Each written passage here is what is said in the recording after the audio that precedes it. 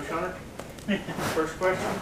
Well, you start with your offensive line. Obviously, Josh Hill's at center. What have you seen out of the last couple of weeks with Josh that's convinced you to keep him there? The number one thing has been consistent snaps. I mean, knock on wood, he's had very consistent snaps. You know, and I've learned through years of doing this is, you know, Josh is a guy that's played baseball most of his life. He's an athletic guy, and that's usually your most consistent snappers. And he's got huge hands, and he's done a really good job. He's done a really good job from a communication standpoint of understanding the offense, and he works really hard at that. He spends a lot of time in the office on his own, you know, watching film, wanting to talk about, you know, how we communicate and all that stuff. So we hadn't had any issues there. You know, point of attack, there's no doubt. I mean, he's one of the strongest guys on the team, you know, and he does a really nice job of point of attack. He's just got to continue to work on his pad level because he is 6'6", you know, and you're going against some, you know, 6'1", 6'2" nose guards. That's something he's really got to focus on is his leverage. With moving him out of that spot? Say it again? With moving him out of that spot at right guard, how are you handling that? You know, Chase and John have both done really well. You know, John had the spot there, and then he got banged up a little bit, and Chase took it over. Chase had several good days of practice. He was a different player at that guard spot. You know, it's just a little different when you back up away from him a little bit at the guard spot, and you're not having to snap the ball. You know, you got less stuff to worry about. But he's shown that he's probably a better guard than he is at center. And I know he rotated at guard last year a good bit, so he is comfortable at either guard spot. How many linemen are you comfortable with playing in a game right now? Right now, I'd be comfortable with I'd probably be comfortable with 7 of the guys right now. I'd probably be comfortable with 7 guys.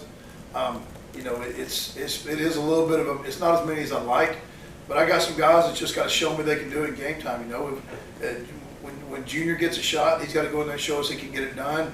Gamitter has got all the physical abilities to get it done. He's just got to get a shot, you know, during the game. And you know, over there at the right guard spot with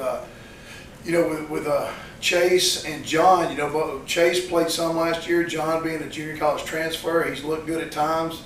So there's some guys there that are on the bubble, but you know, that's why we go out and play. I got to see if they can get it done. So do you go into the game with a plan when you're going to play these guys? Yes, I go in with a plan of basically right now I've got 7 guys in the rotation, and I go in with a plan as far as rotating those guys when they're going to play. Make myself put them in, whether it's third series, whether it's, you know, whatever part of the game it is. Because if I don't, I learn. I get caught up in the game and I don't roll them in. I got to make myself do it, give them a shot, so they can show us what they can do. As a coach, philosophically, do you try to build your line inside out? In other words, take your best kid, put them at center, and then build out, or is it? Yeah, you know, obviously in this league, you got to have your most athletic guys on the edges. You know, that's the number one thing. And then those inside guys, yes, you want to take your best of the 3 and put them at center, as far as center guard standpoint. So that's what you're looking to do. And then you can't be soft in the middle and be any good at all. You got to make sure that you can hold point in the middle, because you know every defensive coordinator, what do they say? Well, I got to stop the run. I got to stay. You know, every one of them say that. So you know, you can't, if they can stop the run and matching you in numbers and playing 2 safeties, then you're not going to do anything. So you got to at least make them, you know, outnumber you to stop you. You know, if you got 5 in the box, make them have 6. If you got 6, make them have 7. So you got to be physical enough to be able to win one-on-one battles consistently, you know, to get where you want to be. We're not, you know, we're not there yet from a depth standpoint, but you know, that's why we're recruiting, and that's why we're trying to get to that point. We're getting better. We're definitely better when we're in the spring. When you like Brown, coming out of the spring, he was a guy you guys seemed high on, but he still needed some polish. That truck comes out, he's your starter at left guard. Just what have you seen growth-wise out of him? With him, it's been more of a consistency thing, because the athletic ability and the strength is no issue. I mean, he bends great. He's really strong. He's athletic. You know, with him, it's more of could he consistently repeat and not make mistakes. And he's done a really good job at that. Now, you know, once you go through the full camp and you're seeing the same defense every day, which our defense is, they do show us multiple things. But now you're going to game plan. So now it's a short week. This guy does something a little different.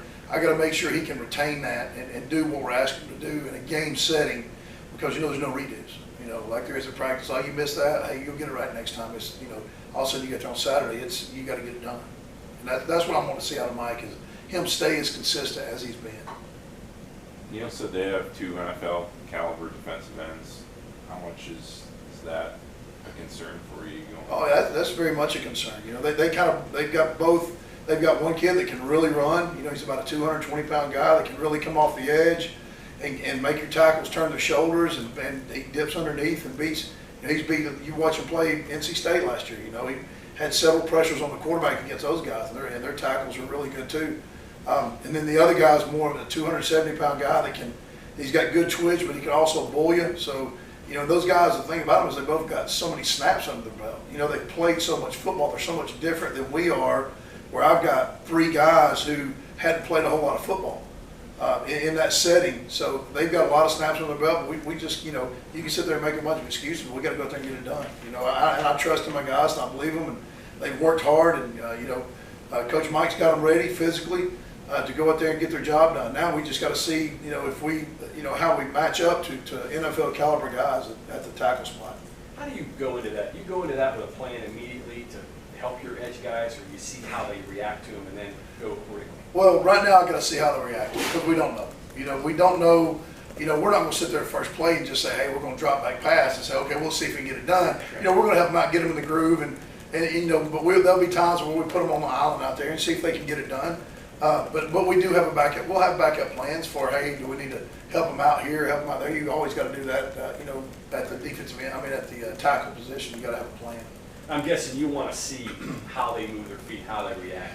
Yes, I want to see how they react and how if when they get in a pressure situation, do they lose their technique? Because, you know, out there in practice, they're doing a good job with their body position and their footwork and their hand placement. But, you know, when all of a sudden you get in a pressure situation, do you keep your cool? Do you do what you're coached to do, or do you go back to what you were doing, you know, a year ago? So that's going to be the big thing is if they keep their cool under pressure. If they get beat, you know, what happens? Because, you know, it's just you got to have a short memory. It's like playing corner. You know, if you're an offensive tackle, every offensive tackle is going to beat. You're going to get beat at some point. You're going to give up a sack. You know, but do you let it affect the rest of your game, or you just go play the next play and have short memory? So that's the things I don't know about. You know, 3 of my 4 guys. Do they have short memories? Are they able to go out there and continue to produce that when something bad happens? How do you deal with the unknowns? Every coach talks about them, the unknowns. How do you handle that? You try to keep it away from your kids? No, you try to put them in as many of those situations as you can throughout the year. You know, we do a lot of, you know, you only get so many scrimmages, but we'll take our guys and we'll put them in competitive situations in practice where, hey, pre-practice, we'll line up an offensive tackle on a defensive end, get the whole team around and say, hey, if the offense wins, you know, the defense has up downs, the defense wins, the offense has up downs. You know, you're in front of that many people, so we're trying to create that competitive situation to see how they react to it. You know, so we do that as much as we can and try to put them in that situation before they actually get in it with the lights on. You know, we've had scrimmaged at night, you know, with the music turned up and tried to create somewhat of an atmosphere from a communication standpoint, a competitive standpoint. So we've tried to, you know, instead of just kind of looking away from it, say, man, I hope it works out, we've tried to, any way we can, reproduce that. As the offensive coordinator, how many plays or series do you script? We'll script the first drive. We'll script the first drive, and you know, from there we'll kind of see what worked, what didn't work, come back to it. But that's really what we'll script, and then everything else is more of a situational type scenario. You know, whether it's a drive starter, whether it's a first down, you know, first down in a series, whether it's a 3rd and short, 3rd and medium, 3rd and long. So most of it comes from that, and you know, you always want to look at getting playmakers the ball. That's a lot of what you're trying to do is get the ball in the hands of people who can score. How many different receivers do you see getting out there Saturday? You know, I think we'll play at least 8. I think we'll play at least 8, and I think we'll move the ball around and get the ball to guys that can make plays. I mean, that's what we're trying to do. At quarterback, with Austin having about a week under his belt since being named the starter, just what have you seen out of him in the last week or so? He's cool and he's calm. You know, I've seen him.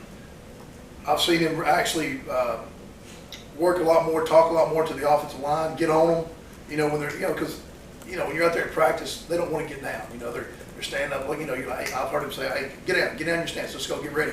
You know, so he's kind of taking a more leadership role, more vocal leadership role over the past week, is what I've seen. Kurt mentioned something interesting earlier this week. He said he'd self-scouted his openers. And what he determined was that when they would put the specific things in for the opponents, usually didn't work. It was the stuff that they went over and over and over. What's your thoughts on that? How do you go about you gotta be careful when you game plan, especially early like this. You know, your number one thing is, what are we good at? What have we been good at in the spring? What are we good at? You know, we go back and get all that, gather all that data and look at it and look at each position and look at the quarterback and what are we good at? And because you gotta build your game plan around that more than, hey, I think the way they line up, we can do this to them or we can do that to them. You can't overcoach this first game. You gotta make sure that you put all this work in camp, summer, spring, and you gotta build off of what you've done from a rep standpoint, more so than what you think might work.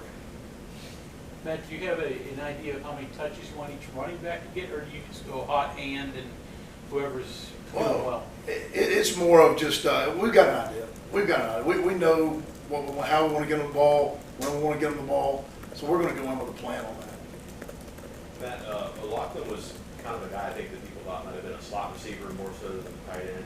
And it seems like he's totally flipped that around. And Yeah, I mean, his body's just changed. You know, he came in as never played any tight end. Now his body's changed. He's 250 pounds. He's strong. You know, but he's still young. But he's definitely, his body has moved him to where he can really do both for us, and that's what we're looking for. with his spot though, that seems like it's a kind of a chess piece, right? You guys want to It is. in and block or whatever. How ready are you? Never mind him. But how ready are you for him to be out there and doing what he needs? You know, he's just like some of these other old linemen. We got to give him a shot. We can't.